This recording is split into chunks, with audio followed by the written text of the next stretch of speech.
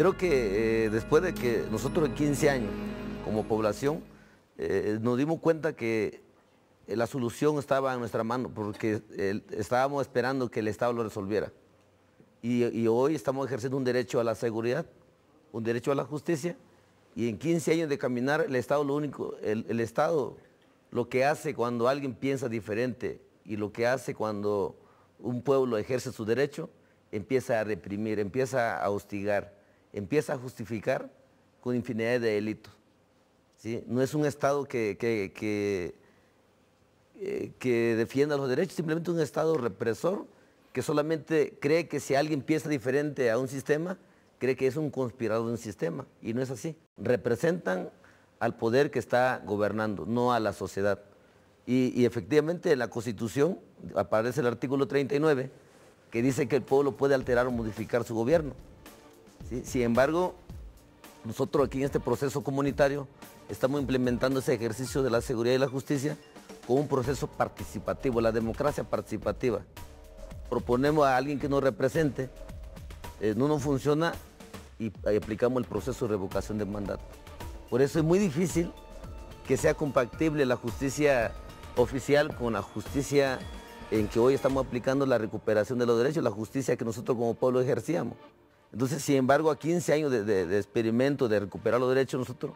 nos hemos dado cuenta que la solución está en nuestra mano, no del Estado. El Estado no le interesa resolver el problema de la gente,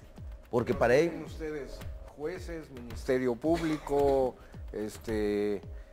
la policía la organizaron, la armaron ustedes mismos, que mantiene la seguridad. Surge de que cuando se inició solicitamos al Estado la seguridad, nunca nos lo brindó. Propusimos crear una institución para la seguridad. Cuando ya entregábamos los detenidos al Ministerio Público, ¿qué hacía el Ministerio Público? Que solamente le cobraba el dinero, se amparaban y no resolvían el problema de la inseguridad. Cuando entregamos los primeros detenidos, nos lo libraron, eran liberados. Pues se decide en buscar mecanismos de justicia y empezamos a investigar el pasado. No venimos a investigar a la UNAM o alguna escuela de derecho, sino nos fuimos a investigar a nuestro pueblo cómo impartían justicia antes. O sea, nos regresamos hacia atrás, ¿sí? Y fue de que nos dimos cuenta que la justicia comunitaria, la justicia de los pueblos indígenas, era una sanción psicológica, no de privación de la libertad. Yo resaltar quizás continuando con lo que Bruno ha expuesto, también resaltar ahí que el rol de la participación de las mujeres, ¿no?, en la CRAC hace 15 años siempre ha estado, ¿no?, quizás un poco invisible antes, jugando un rol comunitario, un rol de jefas de familia, mientras los comunitarios prestan este servicio que también es gratuito, es un servicio social comunitario, un servicio a su pueblo para la seguridad no solo de los indígenas, sino de los mestizos y de toda la población que transita y entra a esa región. Hace años a nosotras nos decían, bueno, no venga a esta región, quienes tenemos familiares allá, porque están violando en la carretera, porque están robando, y entonces ahora se nota la seguridad, se palpa cuando uno entra a la región. Es cierto que hay otros problemas que corresponden al Estado también asumir. Esto es una cuestión que quizás a 15 años ha logrado un sistema de justicia indígena, que las mujeres no solo sean mujeres pasivas, mujeres en la comunidad, sino mujeres construyendo al lado de los hombres y de las comunidades un sistema diverso, desde las asambleas comunitarias hasta la impartición de justicia en la coordinadora regional. Y yo creo que ese es un ejemplo también de que se está abriendo un sistema democrático propio para donde todas las voces sigan construyendo. No está todo terminado, justamente un proceso en construcción a 15 años. Y yo quisiera remarcar ahí solamente y disculparnos con las mujeres de este país que han vivido vejaciones y que no accesan a la justicia, en el sentido de que quizás ponemos algunos ejemplos muy fuertes, como el caso de Valentina Rosendo e Inés Fernández, que sabemos que ya llegó hasta la Corte Interamericana de Derechos Humanos, que hay ya una sentencia y hay unas recomendaciones internacionales que tienen que cumplirse por este gobierno, y que son indígenas de comunidades de Guerrero, que lógicamente tocaron puertas del sistema mexicano y que son pruebas entonces fieles, vivas, testimonios vivos de las violaciones y la falta de un acceso verdadero a la justicia, cómo impera la impunidad que hay un principio, como dijo Bruno, hay principios colectivos. Es decir, en una ciudad tú puedes enfrentar algunos sucesos de estos y se ve como, bueno, es ella, su cuerpo, su vida, es una persona. Y adentro de la comunidad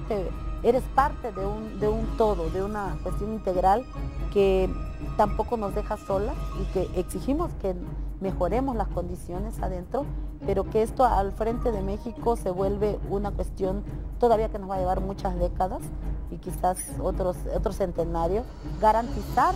que queremos ser ciudadanas plenas, no queremos ser solo mexicanas, sino indígenas con una ciudadanía más accesible, ¿no? Pues espero que no tengamos que esperar otro centenario más.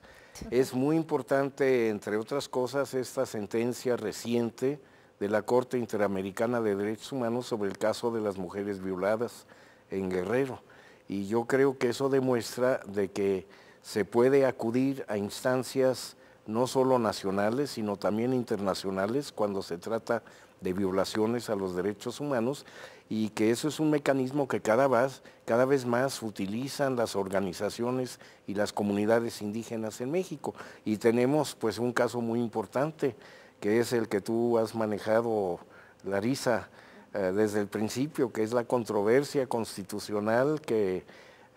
un gran número de municipios en México interpuso ante la Suprema Corte hace años, cuando se discutía en el año 2001 la reforma constitucional. Y yo creo que el público de hoy, el que nos está acompañando el día de hoy, a lo mejor no está enterado de esta experiencia tan importante para mejorar el sistema del derecho para los pueblos indígenas y de los derechos humanos de los pueblos indígenas. ¿Nos podrías decir algo al respecto?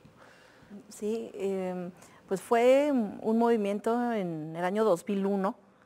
a propósito de pues toda esta dinámica que nació en el país a raíz,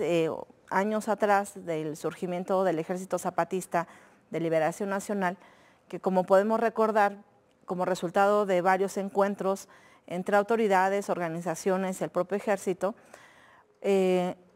resultan los llamados Acuerdos de San Andrés, que no son otra cosa más que algunos acuerdos mínimos que permitían reformas al marco normativo en el país para dar cabida justamente a este nuevo sujeto colectivo de derecho indígena, y una serie de derechos, empezando por el derecho a la libre determinación, con una modalidad muy específica que se llama autonomía, y una serie de derechos que derivaban también de esta situación. Y lo que sucedió en aquel entonces, recordaremos, es que una de las propuestas era precisamente que hubiera una reforma del Estado, por cierto, ¿no?, ahora ya olvidada casi 10 años después, que implicaba una reforma constitucional y después una serie de reformas en todas las entidades para poder implementar derechos específicos indígenas, ¿no? Ustedes recordarán que en ese entonces pues se presenta una iniciativa, varias iniciativas más bien de diversos partidos políticos, y al final de cuentas nace o sale una iniciativa que justamente desconocía varios de los acuerdos a los que se había llegado en San Andrés La Raíza, en Chiapas. Entonces, un conjunto de abogados, porque realmente tendría que decir que no fui nada más yo, sino más varios compañeros abogados y abogadas, indígenas y no indígenas, de diferentes lugares, nos sentamos a idear qué mecanismo podríamos todavía agotar después de que pues habíamos sentido una traición claramente política, ¿no?, de parte del Ejecutivo, de parte del Congreso, y decidimos innovar. En ese entonces apenas estaban también ejercitando diversos mecanismos constitucionales, en este caso la controversia, y lo que decidimos fue impugnar no el contenido de la reforma, sino el procedimiento de la reforma. Desafortunadamente, en aquel entonces los integrantes de la Corte no entendieron qué era realmente lo que se estaba discutiendo, y ellos nos alegaban que pues, no se podía impugnar el contenido de la Constitución, que es nuestra Carta Magna, y por más que teníamos reuniones con los ministros, decíamos, a ver, no estamos impugnando eso, estamos impugnando el procedimiento, ¿no? ¿Por qué? Porque hubo irregularidades no solamente en el caso de la falta de consulta, sino también que se requería cierto número de votos de las legislaturas, por ejemplo, locales, para que pudiera implementarse la reforma constitucional. Y pues nos habíamos encontrado con que el día que habían dictaminado que se aprobaba la reforma, pues muchas legislaturas locales ni siquiera habían sancionado, o después de que se había decretado en el Congreso la reforma, es que estaban sesionando los estados, estaban mandando por fax horas después de sesionada la sesión en el Congreso, y pues nosotros decíamos, esto es claramente ilegal.